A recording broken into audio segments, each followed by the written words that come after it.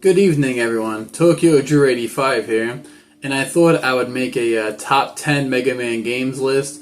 Now, in making this list, not only are they going to be good games, but also I thought about it, and these are really the games that made an impression on me as I was growing up and playing through the series. So let's just go ahead and jump right into it. In the number 10 spot is the first Mega Man game. Obviously, it needs to be mentioned. It started the whole franchise.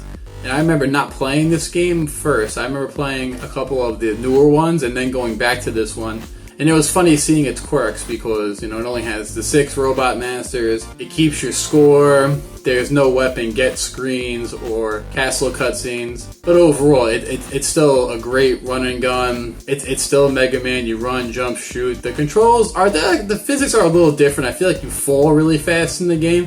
But everything else is tight and still a great game to play, even to this day. In the number 9 spot is Mega Man 3 for Game Boy. Now, this game I have a special place for because it was like the first Mega Man game that I owned that was mine. I loved playing it. I probably beat it like 3 or 4 times a day when I was a kid. It was always in my Game Boy. And again, it's like a combination of bosses from Mega Man 3 and 4. All the games look great. They had the same music as their NES counterparts. It played great. It sounded great. It had its own story and music, and it was just an all-around great Game Boy game to play, and it's still a fun game I play to this day. In the number 8 spot, we have Mega Man X5. Now, I remember waiting for this game to come out when I was younger, because it came out in 2000, and I remember being on the computer in the library looking at all the teasers, and I remember seeing the intro video for the first time, because keep in mind, there's actually 3 years between X4 and X5. And X5 was supposed to be like the last hurrah of the series. Again, it's still like a very good game. Like, you could beat X and Zero. The graphics and sound are really good, very comparable to X4. Except, you had your all new end game story, and it was just a fun game to play, and I remember not being able to wait for it to come out. In the number 7 spot, we have Mega Man Network Transmission. It's probably the only time I'm going to mention the series on here, because I wasn't a Mega Man Battle Network fan, but Network Transmission just caught my attention because it still played like a classic Mega Man game. You still had the classic bosses. The game still had the battle chips, like the Battle Network series, but there were more active effects. I like the open-ended internet, because you could explore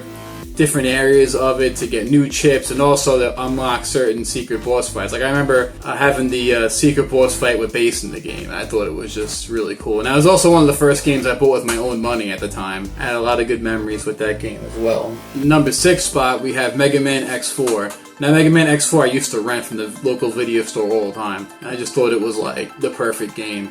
The perfect X game anyway, because it just feels very streamlined, because right before with X3 it had X3 I feel was very bloated, where X4 streamlined it, added all the animated cutscenes, you had the updated graphics, and it just played and controlled very, very well. And I loved watching the cutscenes when I was a kid, especially the Zero versus Sigma cutscene. I watched that a million times. I just love playing the game as Zero just to watch the cutscene over and over again. It was just a great experience. In number 5 spot, we have Mega Man Legends. Now, Mega Man Legends is a game I remember getting when it was new and playing it. It was just so interesting because it was like a 3D Mega Man that had its own story. Not the same Mega Man in those in the X and Mega Man timeline, but I think it did a good job. It had its own story that was very unique and very deep too. The graphics design I thought were phenomenal at the time. I mean, the Mega Man controls were kind of clunky, not really like Resident Evil, but you always had to turn and face a direction and go forward. But I remember being in the underground ruins. I can never play it at night because the ruins always had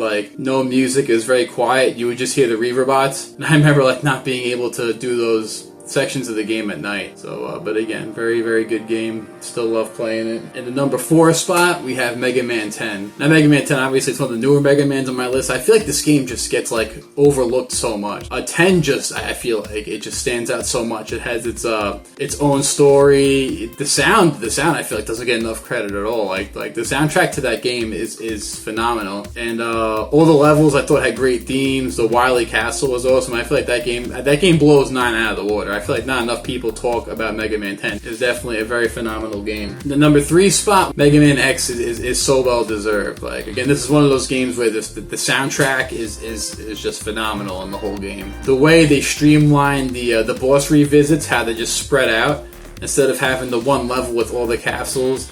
I don't know why they didn't do that in the later games, but it was such like a great design. And it's funny too because the first Mega Man did that before the later Mega Mans did the castle design. So I thought it was maybe like a homage to it in a way. Because the first Mega Man did that, and the first Mega Man X did that. But again, great graphics, great sound. The game is just excellent in all respects. The number 2 spot is Mega Man 2. Again, this is another game I rented all the time before I owned it. I remember just the intro. Seeing the intro when I was a little kid, with the screen tells you the story of the last game and scrolls up to the tower. It just gets you pumped up. The game is just, again, it's one of those games. I mean, all Mega Man games have great soundtracks, but 2 again, just one of those standouts. And I remember renting it all the time. Finally beating it, so excited. But I remember there was a point where I didn't beat it till later on. There's a point where I just could not get past Quick Man's level with the lasers. I remember always having to use Flash Stopper when I realized I can do that. But now it's funny to think about it now because I could just do the whole run without it. A lot of great memories of the game. And the number 1 spot goes to Mega Man 3. It was a really tough choice between 2 and 3. I feel like that's what it came down to. And that's the games I had the most experience with. I remember with Mega Man 3, my brother trading his Ninja Gaiden 2 to another friend to get Mega Man 3. And I remember he was playing it all the time, and I watched him play it all the time. And it was just like, such like an epic game, and like a long game too. You had like the 8 robot masters, and you had the Doc robots, and the Wily fight. And again too, it's funny, because again, that game was supposed to be the last Mega Man.